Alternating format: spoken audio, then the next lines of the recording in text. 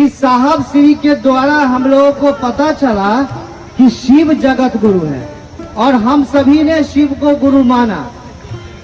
अभी बात चल रही है विचार की, भाव की, प्रेम की। विचार में तो बहुत से बात आते हैं, लेकिन वही विचार यदि ठहर जाते हैं तो भाव में चले जाते हैं, और भाव जब प्रगाढ़ हो जाता है तो प्रेम बन जाता है।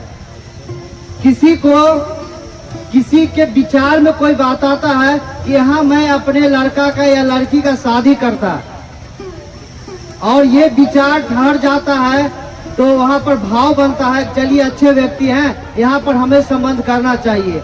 और वही जब भाव प्रगाढ़ हो जाता है, जब भाव प्रगाढ़ हो जाता है तो हम लोगों को प्रेम हो जाता है, यानी रिश्ता पक्का हो जाता है। तो हम लोग विचार में जो शिव को गुरु माने हैं, विचार में जो शिव को गुरु माने हैं, वो हमारे भाव में कैसे जाएगा, और ये भाव प्रगाढ़ कब होगा, जो हमें शिव के गुरु स्वरूप से प्रेम हो जाएगा। इसके लिए साहब श्री हम लोगों को कुछ रास्ता बताए हैं, जिस रास्ता का नाम है 3 सूत्र। क्या नाम है? बात कीजिए, अच्छा लगेगा। साहब श्री क्या दिए हैं? 3 सूत्र। पहला सूत्र क्या है कि हे शिव आप मेरे गुरु हैं। गौर कीजिएगा, देखिए तीनों सूत्र सुने हैं, लेकिन आज भी सुनिए। पहला सूत्र क्या है कि हे शिव आप मेरे गुरु हैं, मैं आपका शिष्य हूँ, आप मुझ पर दया कर दीजिए। देखिए मन जो है ना बड़ा चंचल है, नहीं समझ पाता है, इसीलिए एक ही सूत्र में 3 बार अपने आप को इंगित किया गया है। क्या? हे शिव आप मेरे गुरु हैं, मैं आपका शिष्य हूँ, आप मुझ शिष्य पर दया कर दीजिए। क्यों? ये मन समझे, जो विचार उठा है मंदर कि शिव मेरे गुरु है, ये विचार समझे, विचार में भाव आए अपने गुरु शिव के प्रति। देखिए पहला सूत्र में क्या कहते हैं? हे शिव आप मेरे गुरु हैं। जैसे हम कहते हैं कि आप मेरी बहन हैं, आप मेरी बहन हैं, तो अहंकार मेरा होगा कि मेरी बहन है। जैसे मेरा घर है, मेरा कैमरा है, मेरा कलम है, अहंकार हो गया। लेकिन जब कहते हैं कि हे शिव आप, मैं आपका शिष्य हूँ, कहते हे बहन आपका मैं भाई हूँ। पहले कहते हैं मैं आपका भाई हूँ, फिर कहते हूँ कि मैं आपका भाई हूँ, यानी आप उसमें प्रधान हो गए, हम आपके सामने थोड़ा सरेंडर हो गए। तब कहते हैं हे शिव आप मेरे गुरु है, मैं आपका शिष्य हूँ, आप उस चीज पर दया कर दीजिए। कि आप घबराते क्यों हैं? मैं हूँ ना, मैं सब देखभाल कर लूंगा, यानी सरेंडर हो गए राम कि हे शिव आप मेरे गुरु। अहंकार आ गया, मैं आपका शिष्य थोड़ा झुक गए, मुझ इस पर दया कर दीजिए। दया का मतलब होता है समर्पण। थोड़ा समझिए, समर्पण। पहले ही सूत्र में समर्पण हो गए, और जहाँ समर्पण हो जाएंगे तो उससे प्रेम होगा कि नहीं होगा? जहाँ समर्पण हो जाएंगे तो प्रेम होगा कि नहीं होगा? बेटा को ब्याह करके लाते हैं, पुतहू आपके घर के प्रति समर्पित हो जाती है, तो पुतहू से कितना प्यार हो जाता है? होता है कि नहीं होता है? या आपकी बेटी कहीं ब्याह करके जाती है, उस घर के प्रति समर्पित हो जाती है, तो घर के प्रति कितना अच्छा भाव हो जाता है। अब भाव होता है तो प्रेम होता है कि नहीं होता है? देखिए घर गृहस्थी से मिलाइए शिव शिष्टा को, आपको लगेगा कि बिल्कुल अनुपम विद्या है, ये बिल्कुल साधारण सी बात है, लेकिन साधारण रहते हुए बहुत विशेष में विशेष है। तो पहला सूत्र क्या हुआ? भूल गए? दया मांगना। दूसरा सूत्र क्या है? चर्चा करना, यानी अपने गुरु शिव की बातें लोगों से करना। और साहब जी को जानते हैं महादेव क्या बोले थे कि तुम जो करते हो वो लोगों को बताओ। आदेश है ना, और गुरु का आदेश सबसे ऊपर होता है, गुरु का आदेश 1 नंबर होना चाहिए ना। लेकिन साहब श्री कहे सारा खेला तो यहाँ दया का है। दया नहीं होगी तो लोग चर्चा नहीं कर पाएगा, दया नहीं होगी तो लोग नमन नहीं कर पाएगा, दया नहीं होगी तो किसी से बात नहीं कर पाएगा। इसीलिए साहब श्री प्रथम स्थान पर क्या रखे? क्या रखे? दया मांगना को प्रथम स्थान पर रखे, जबकि गुरु का आदेश प्रथम होना चाहिए, यानी चर्चा प्रथम होना चाहिए। लेकिन साहब श्री सोचे कि चर्चा प्रथम स्थान पर रखेंगे तो लोगों का अहंकार बढ़ जाएगा, इसलिए पहले गुरु के प्रति समर्पित हो जाओ, अपने गुरु से दया मांग लो।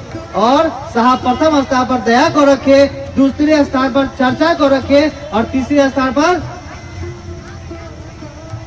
दाई गोर लागे छी, कक्का गोर लागे छी, भैया गोर लागे छी, भौजी गोर लागे छी। प्रणाम करने का तो हम लोगों का एक पुराना सिस्टम है, और साहब कहे कि अपने महादेव को प्रणाम करो। कैसे प्रणाम करो? तो पंचाक्षरी मंत्र जो लिखा हुआ है शास्त्रों में, नमः और शिवाय, नमः और शिवाय, 2 अक्षर हो गया नमः, 3 अक्षर हो गया शिवाय। नमः शिवाय से हम सभी को प्रणाम करना चाहिए अपने गुरु शिव को। तो यही 3 सूत्र करके हमारे अंदर जो विचार है वो भाव में जाएगा, और भाव जो है सो प्रेम में जाएगा, और जब प्रेम में चला जाएगा तो हम कभी भूलेंगे नहीं। इसके लिए हम सभी को कुछ खान पान में कोई व्यवधान या कुछ विचार उत्पन्न नहीं करना है कि ये खाए कि नहीं खाए, वो खाए कि नहीं खाए। साहब लिख दिए हैं शिष्यानुभूति में, क्या लिखे हैं कि खान पान में चिकित्सा विज्ञान का दृष्टिकोण अनुकरणीय है। खान पान में चिकित्सा विज्ञान का दृष्टिकोण अनुकरणीय है। मान लीजिए कि आपके पास खूब बढ़िया तरल भगाल सामान है, गैस से परेशान है, तो खाइएगा? नहीं खाइएगा। मान लीजिए कोई शाकाहारी व्यक्ति है और उसको मांसाहारी भोजन देकर खाएगा? नहीं खाएगा। कोई मांसाहारी जीव है, उसको शाकाहारी चीज देकर घास खाने के लिए नहीं खाएगा। यानी स्वास्थ्य, आपका स्वास्थ्य, आपका तन मन धन तीनों जिसमें समर्पित हो, तीनों चीज का उपयोग हो, वो चीज खाइए। स्वास्थ्य यदि सही नहीं है तो वैसा चीज मत खाइए। स्वास्थ्य सही है तो जो मन करे खाइए। आपके पास पैसा है, आप सोच लीजिएगा, पैसा नहीं है सोचिएगा कि बहुत बढ़िया बढ़िया मिठाई खाए, कैसे खाइएगा? इसलिए आप सभी से आग्रह है, निवेदन है कि जो साहब श्री कहे हैं उतना ही कीजिए। साहब श्री की बात यदि कोई करता है तो सुनिए, और साहब श्री की बात नहीं करता है तो नहीं सुनिए। अभी बहुत से आदमी क्या कहते हैं कि साहब श्री तो शरीर में नहीं है, साहब श्री तो शरीर में नहीं है, क्यों जाएंगे हम ऊपर? साहब श्री तो शरीर में नहीं है, क्यों हम शिव को गुरु मानेंगे? अरे भैया, साहब जब शिव को गुरु माने थे तो महादेव शरीर में थे? महादेव भी तो शरीर में नहीं है, लेकिन महादेव तो उनको संदेश दिए। उनके कहने पर लोग शिव को गुरु माने। शिव गुरु तो दया कर रहे हैं ना, दया का परिणाम है ना कि इतने व्यक्ति हजारों के हजार लोग शिव चर्चा में आए हुए हैं। दया का परिणाम है ना। किसकी दया का? महादेव का। तो महादेव आप लोग को दिखाई दे रहा है क्या? नहीं ना। साहब श्री का कथन याद कीजिए। साहब श्री कहे कि जब मैं शरीर में नहीं रहूंगा तो मैं सभी जगह रहूंगा। और साहब श्री दीदी माँ की दया नहीं होगी, महादेव की दया नहीं होगी, तो हम लोग के मुंह से आवाज नहीं निकलेगा महादेव के प्रति। आप लोगों का कदम नहीं बढ़ेगा घर से बाहर शिव चर्चा में जाने के लिए। ये सभी साहब श्री और दीदी माँ का आशीर्वाद है। आज से पहले भी तो किताबों में लिखा हुआ था कि शिव गुरु है, किताबों में शास्त्रों में लिखा हुआ था कि शिव गुरु है, तो क्यों नहीं शिव को गुरु लोग मान लिए? अभी मंडल सर से मेरी बात हो रही थी तो उन्होंने कहा कि 121 शिव के शिष्य हुए और 5000 साल के अंतराल में भी उतने थे।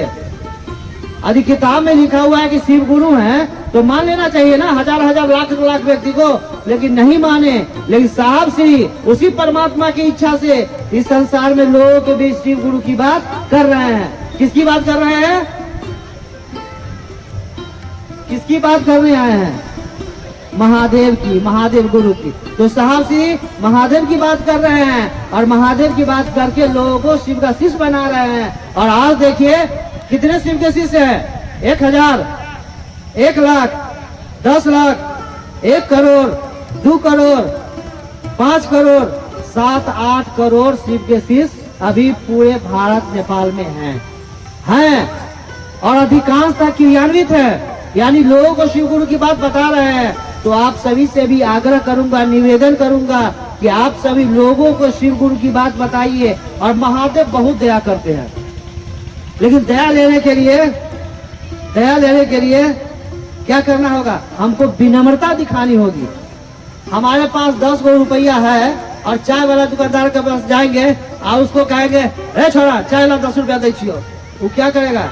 मारेगा, भगा देगा दुकान पर से। तुमको बोलेगा ठीक नहीं है, पैसा दे रहे हैं तो भी नहीं देगा।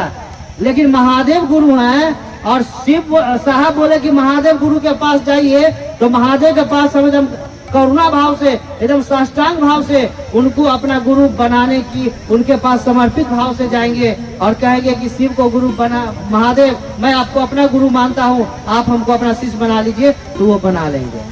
तो आप सभी से आग्रह है, निवेदन है कि लोगों के पास जाइए तो आग्रह कीजिए, निवेदन कीजिए, और आग्रह निवेदन कीजिएगा तभी लोग शिव गुरु की बात करेंगे। क्योंकि शिव शिष्टता आग्रह की चीज है, निवेदन की चीज है, जोर जबरदस्ती की चीज नहीं है। इसलिए लोगों से निवेदन कीजिए, आग्रह कीजिए कि वो भी ऐसे अधिक से अधिक लोग शिव को अपना गुरु माने। बहुत से भाई बहन हैं, कहने की तो बहुत बातें हैं, बहुत इच्छा हो रही है, लेकिन क्या करें, बहुत से भाई बहन हमको भी सुनना है, क्योंकि शिव चर्चा में वक्ता और श्रोता की दोनों एक ही स्थिति होती है। जो वक्ता है वो श्रोता भी है, और जो श्रोता है वो वक्ता भी है। यहाँ कोई प्रधान नहीं है, कोई बाबा जी का यहाँ पर प्रवचन नहीं हो रहा है कि एक आदमी बोलेंगे और सब आदमी सुनेंगे। यहाँ हर एक वक्ता श्रोता है और हर एक श्रोता वक्ता है। इसलिए हम लोगों को ध्यान पूर्वक सुनना चाहिए और अपने आप को कभी नहीं सोचना चाहिए कि आज मंच पर जाएंगे ना तो ऐसा चर्चा करेंगे कि लोग को तो हिला के रख देंगे। यहाँ का क्या काम आता है कि शिव सीता दो धारी तलवार है। यदि ऐसा सोच लिए कि हम मंच पर जाएंगे, खूब बढ़िया चर्चा करेंगे, खूब बढ़िया से करेंगे, लोग को झुमा देंगे, लोग को हमारा वाहवाह करने रहेंगे, तो ये दो धारी तलवार हो गया। ऐसा कभी नहीं सोचना चाहिए। इससे शिव सीता हमारा आगे नहीं बढ़ेगा, डूब जाएगा। हमेशा ये प्रयास रहना चाहिए कि शिव मेरे गुरु है, अपने गुरु से दया मांगिए, महादेव से दया मांगिए और अपने गुरु शिव की बात कीजिए। अभी